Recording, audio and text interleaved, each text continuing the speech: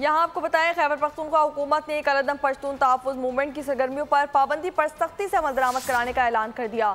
صوبائی وزیر اطلاعات بیرسٹر سیف کا ویڈیو بیان بھی جاری کر دیا گیا۔ کہا کہ وفاق نے پی ٹی ایم کو کالعدم قرار دے دیا ہے۔ پی ٹی ایم آئین پاکستان اور ریاست پاکستان مخالف سرگرمیوں میں ملوث ہے۔ پی ٹی ایم کو کسی قسم کے جلسے، جلوس، اجتماع یا کسی سرگرمی کی اجازت نہیں دی جائے گی۔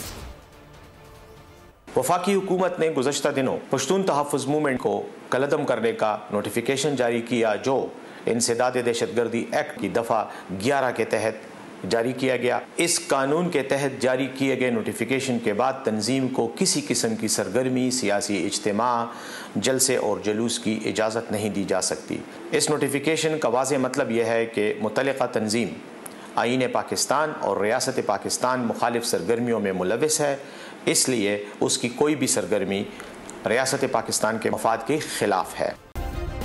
سبسکرائب کریں اور بیل دبائیں تاکہ کوئی خبر رہ نہ جائے۔